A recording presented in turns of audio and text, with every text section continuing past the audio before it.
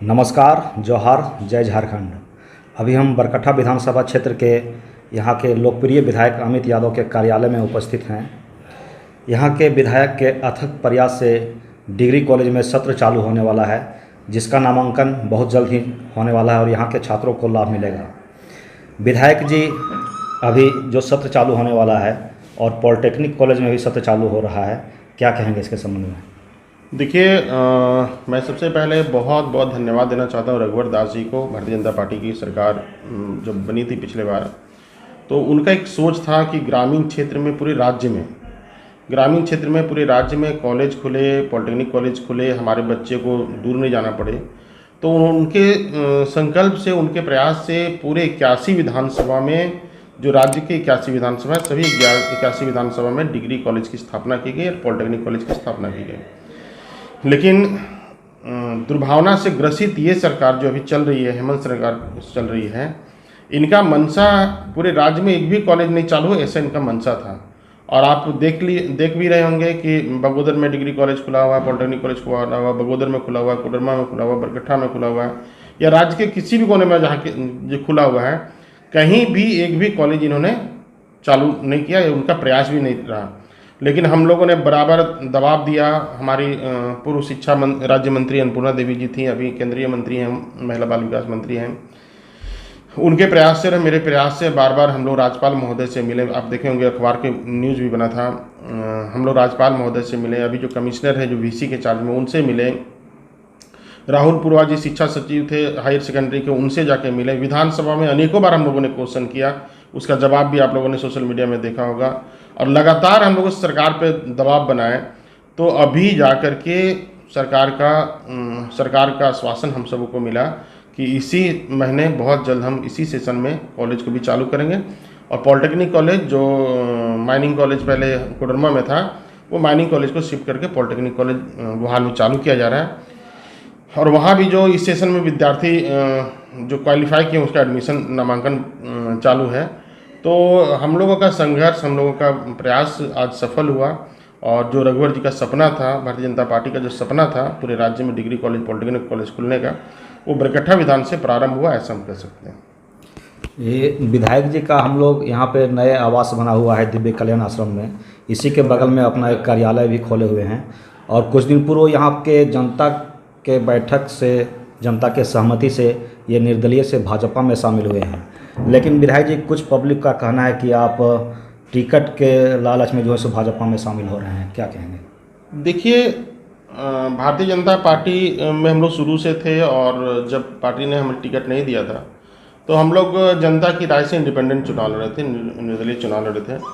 और मैंने उस समय भी कहा था कि हम लोग दल बदलू नहीं हैं, हम लोग अवसरवादी नहीं हैं कि जीतेंगे किसी पार्टी से और जाएंगे किसी पार्टी में, फिर अवसर आगे चल जाएंगे किसी पार्टी में। हम लोगों ने उस समय भी कहा था कि जब समय आएगा तो हम जनता की राय लेंगे और जनता की राय से हम कोई निर्णय करेंगे। तो आपने देखा होगा कि बरकट्ठा में भी हम लोगों ने बैठक किया और सभी कार्यकर्ता का हम लोगों ने इच्छा जाहिर, मतलब उनसे जानने का प्रयास किया। फिर हम लोगों ने इचाक में किया, उसी प्रकार हम लोगों ने जयनगर में किया। सभी जगह कार्यकर्ताओं की भावना आई, राय आई कि हम लोगों को भारतीय जनता पार्टी में शामिल होना चाहिए।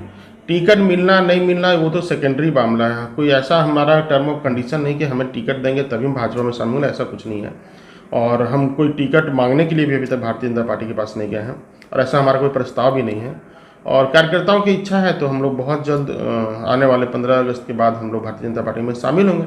और पार्टी किसको चुनाव लड़ाती है, किसको नहीं लड़ाती है, लेकिन एक सच्चे सिपाही होने के नाते हम पार्टी के साथ ईमानदारी से खड़े रहे पिछले 5 साल में, उसके भी पहले, और आने वाले दिनों में भी हम पार्टी के साथ खड़ा रहें। चुनाव कौन लड़ता नहीं लड़ता वो सेकेंडरी मामला है। विधायक जी, अभी बरकट्ठा में एक तेली टोला है, दक्षिणी टोला में, वहाँ एक वायरस बीमारी फैला है।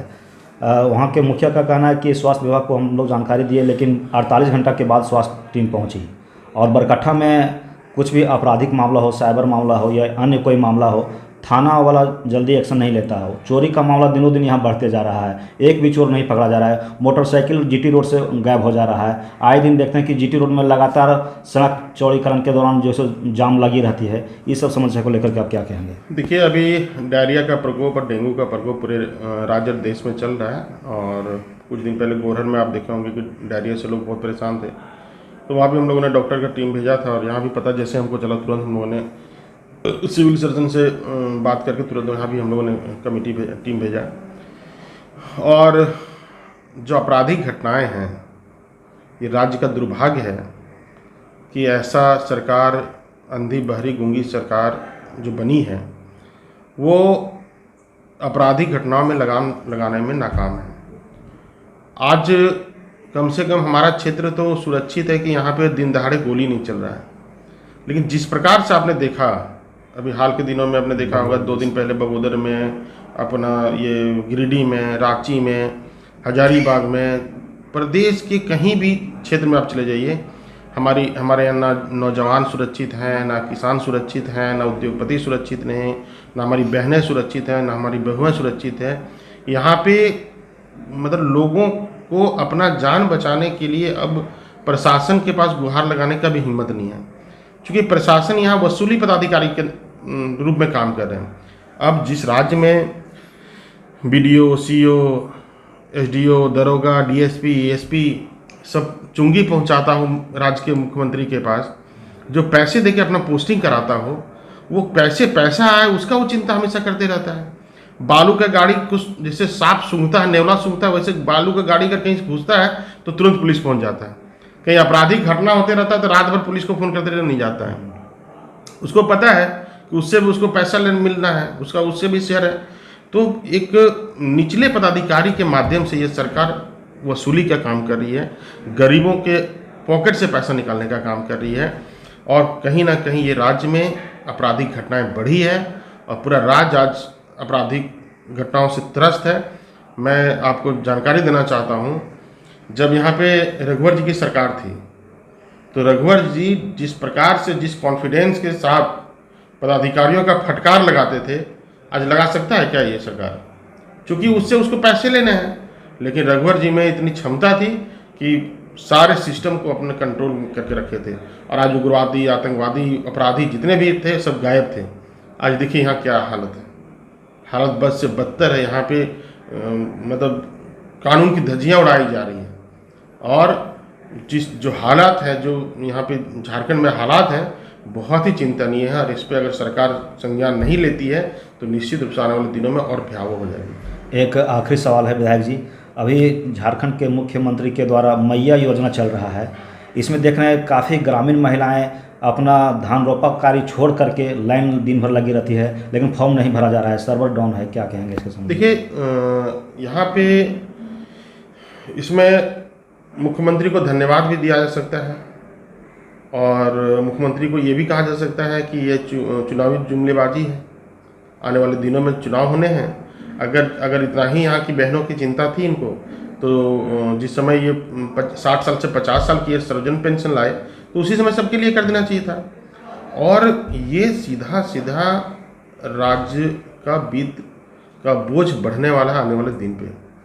अगर हमारी बहनों को सशक्त करना था, हमारी बहनों की इतनी चिंता थी, तो आज के दिन में सभी जगह पे सेल्फ हेल्प ग्रुप बना हुआ है। वहाँ पे सेल्फ हेल्प ग्रुप के माध्यम से उनको स्वरोजगार देने का काम करते हैं आप वहाँ पे 10,000, 20,000, 50,000, लाख रुपया दे करके एक पूंजी देते हैं उनको, और हमारी बहनों को आप वहाँ से सशक्त कर सकते थे, मजबूत कर सकते थे, वहाँ अनलिमिटेड पैसा कमा सकती थी बहनें हमारी। लेकिन यहाँ पे सरकार का पैसे का दुरुपयोग करना, इसमें एक तरह से तो हमारी बहनों को 1,000 रुपये मिलेगा, ठीक है, लेकिन आपने युवा पीढ़ी को अपंग करने का काम किया। आज लड़का लड़की में कोई भेदभाव नहीं है। हमारी आधी से अधिक आबादी हमारी बहनें आज राज चला रही है, पंचायती राज में वो चला रही हैं। अब वो 1,000 रुपये पेंशन ले, जो हमारी युवा बहनें हैं, तो उनको अपने आप पे शर्म लगेगा कि मैं सरकार का 1,000 रुपये खा रहा हूँ। लेकिन अगर वो स्वरोजगार में जुड़ती, अपने पैरों पे खड़ा होती, तो समाज उसको सैल्यूट करता है कि हमारी बहन आज अपने पैरों पे खड़ी है। तो ये तो सरकारी संसाधनों का दुरुपयोग है। और दूसरा विषय मैं बता देना चाहता हूँ कि ये मिडिल क्लास के लोगों को, जो छोटे छोटे दुकानदार हैं, जो छोटे छोटे ठेला चलाते हैं, खुमचा चलाते हैं, जो अपना टैक्स भरते हैं, उन पे ये सीधा सीधा बोझ बढ़ने वाला है। आने वाले दिनों पे इसका बोझ मिडिल क्लास के लोगों पे बढ़ने वाला है। तो सरकार को एक बैलेंसिंग मोड में रहना चाहिए कि इतने पैसे अगर हम इन्वेस्ट कर रहे हैं, तो इतने पैसे का मेरा आगमन कहाँ से होना, आना कहाँ से। तो कहीं ना कहीं अर्थव्यवस्था इनका पूरी तरफ से फेल है। सरकार हरा कार्ड बनाया था कि मैं सभी को 5 किलो राशन दूंगा। आज क्या हालत है? आपने वादे बड़े करे किए, राशन कार्ड बनवाए, बड़ी संख्या में राशन कार्ड, ग्रीन कार्ड लोगों का बना, कि आज राशन मिल रहा है? उसमें राशन नहीं मिल रहा है। आज के दिन में जो राशन मिल रहा है वो प्रधानमंत्री के माध्यम से जो राशन मिल रहा है 5 kg वही मिल रहा है। माननीय प्रधानमंत्री जो कोरोना काल में प्रारंभ किए थे वही राशन लोगों को मिल रहा है, और राज्य सरकार का राशन भी बंद है। तो ये चुनावी जुमलेबाजी है। देखिए कितना दिन तक चलता है। जो सर्जन पेंशन आपने 50 साल तक हमारी बहनों का किया था, वही पेंशन 4 महीने 5 महीने में एक बार मिलता है। तो चुनाव का समय आया है तो एक बार आप दे दीजिएगा 3000 रुपया, बाद में बोलिएगा कि गड़बड़ी हो गया, तो इससे हो गया, तो वैसे हो गया, फलानुआ हो गया, ढेकनवा हो गया। सावन में बहनी हमारी परेशान भी बेचारी हो रही है सब, और अगर पेंशन बाद में नहीं मिलेगा तो गाली भी देंगे उनको। यहाँ के भाजपा नेताओं का कहना है कि जिस प्रकार से यूपी में राहुल गांधी के द्वारा 8,500 हज़ार खटाखट देने का वादा किया गया था, वही हाल झारखंड में भी होगा। बस बिल्कुल चुनावी जुमलेबाजी। मैंने कहा ये चुनावी जुमलेबाजी है। हमारे युवा पीढ़ी को आप अपंग बनाने का काम नहीं कीजिए, उनको सबल बनाने का काम कीजिए, उनको प्रबल बनाने का काम कीजिए, उनको अपने पैरों पर खड़ा होने का काम कीजिए। ये तो चुनावी जुमलेबाजी है। चुनाव सरकार का संपत्ति है, और सुम का धन शैतान खाए, वही वाला हाल है। लोगों का पैसा है, जनता का पैसा है, सरकार जैसे मन वैसे उड़ाए। धन्यवाद विधायक जी।